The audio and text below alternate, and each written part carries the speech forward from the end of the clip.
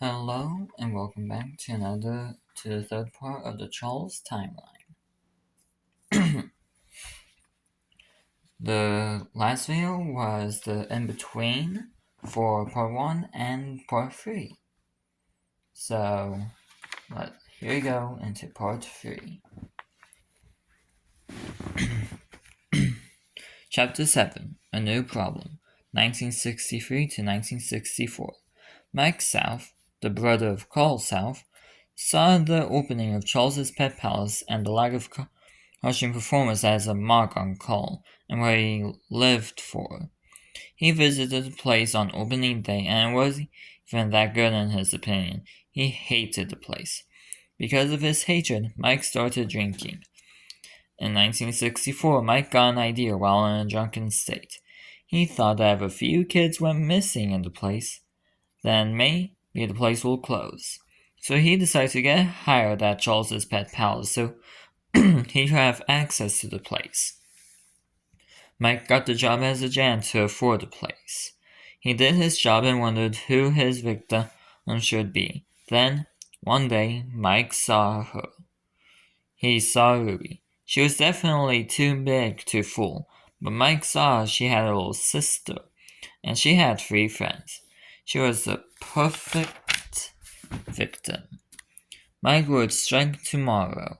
The next day, Mike lured one of the girls' friends, Chris, to a storage room and killed him from behind. Just so you know, the girl does have a name, but at the time of writing this, they didn't have a name. Or at least at first. So yeah. Anyways, he brought the body into the spots behind the driver's seat, the back of the cab. That I couldn't remember the name at the time. Anyways, it was close to closing, so nobody noticed. Chris was reported missing, but was never found. 1 week later, Dan went missing. Then Penny. It was Rebecca's birthday, which is the name of the girl. She was sad none of her friends were with her. Ruby told Rebecca to play in the art room. I wanted to do a ball pit, but ball pits weren't around at the time, so art. Anyways, and she can maybe make new friends. Rebecca went towards the art room sadly. Then she was lured away by Mike, saying he knew where her friends were. Rebecca went to see her friends again, but was then killed by Mike from behind. Which he technically isn't wrong. He does know where her friends are. They're just not alive. Yes. Mike then hid her body with the rest in his truck. He then offered to lock up the place. He took the chance to hide the bodies in the animatronics to cause more damage to the place. Chris to Charles, Dan to Danny, Penny to Polly, and Rebecca to Rachel. Yeah, first letter, first name to the animatronic was similar letter. It's the end of Chapter 7. Chapter 8, Awoken Spirits, 1964 to 1967. As Mike was about to leave, he heard someone say hello. Mike turned around and saw Charles was on. He shouldn't be on. Charles then asked Mike how he's alive. Mike realized the spirits of Chris was in Charles. Then the others turned on. The kids were all confused and didn't know who killed them. Mike realized he would be able to manipulate the kids. Basically my version of Vinny or Nathan Richards from the Sintan Studios Fnac City AU. But different. Anyways, Mike told the kids that a woman named Ruby Smith killed the kids. By the way, before anybody complains about this being a copy, I don't see it that way. If it is similar, then it would be a reinterpretation in some form. But if you do see it as me copying, then for those people, all credits go to Sintan Studios for such an idea. Okay, but I don't see it as me exactly copying it. But for those who do, all credits go to Sintan. Anyways, The kids believed Mike, even Rebecca, Ruby's sister. Anyways, Mike said to go after the night guard, since there was no knowing when Ruby would show up. Mike left as the kids got ready to go after the night guard. 3 years would pass until Ruby Smith got a job at Charles's Pet Palace as a night guard. The end of chapter 8. Now, the first of 2 so far, but eventually many, 0.5 chapters. Basically, chapters that happen after a certain chapter, but is involved in the timeline, but is not as major. At least, it's basically more info, but not extra lore. Extra lore is to explain parts of this universe, but 0.5 chapters are to explain other events that happened that didn't happen in the main chapters. So this is chapter 8.5, The Mother, 1964 to 1964. This is a rewritten version of it. Anyways, it was August 7th, 1964, when Sally Smith, mother of Ruby Smith and adoptive mother of Rebecca Smith, saw Mike South, her brother, kill Rebecca through a crack in the doorway of her staff room. She couldn't believe it. Her own brother had killed her daughter, his niece.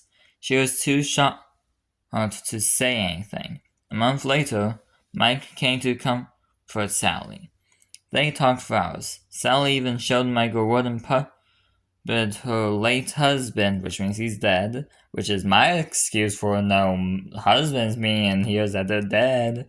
At least Sally's husband. And made her when they were young. A few more hours passed by. It was getting late, so Mike was going to leave. Before he did, Sally decided to confront him. She asked why he killed Rebecca. She asked if Mike even loved her. Mike got mad. Too bad for Sally. Mike always carried a knife on him. Yeah.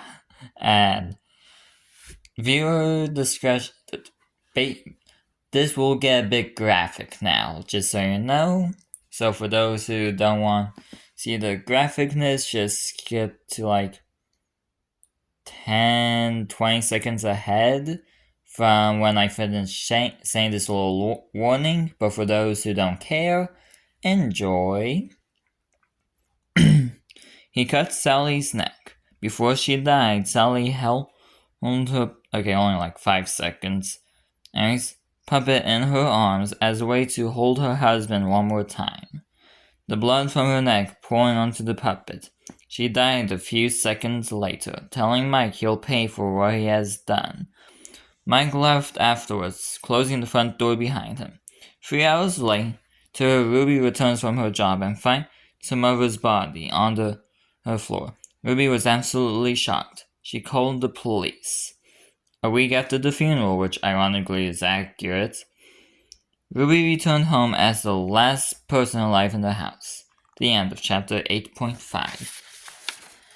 And now, extra lore! Possession. Basically how it works. And just so you know, my version of Possession is more of a realistically grounded version, but still has some magic in it. So it's not Remnant, but it isn't entirely science fiction either. So here we go. If the blood of a dead body dries up on something that has a body similar to a human, then the person will possess the body. So basically the suit, animatronic, blah blah blah. And the only way to free the soul is to burn the body, so the blood or any part of the human on the body is burned away and is turned into ash. Then the soul will be free from the body and will be able to move on to heaven or hell. And that's it. Also, when looking over to see what was what, to make sure I didn't say anything that I didn't need to for part 4, but accidentally in part 3, I noticed something. Part 1, 4 pages. Part 2, 3 pages. Part 3, 4 pages. Part 4, 3. Okay, part 1 has 4 pages. Part 2 has 3 pages. Part 3 has 4 pages, and part 4 has 3 pages. 4, 3, 4, 3, 4, 1, 2, 3, and 4. And yeah, that is all for the Charles timeline. Tomorrow shall be the last video of the Charles timeline. For now. If you heard that, then first of all, you have good hearing. Second of all, get excited. I have more planned. Anyways, goodbye.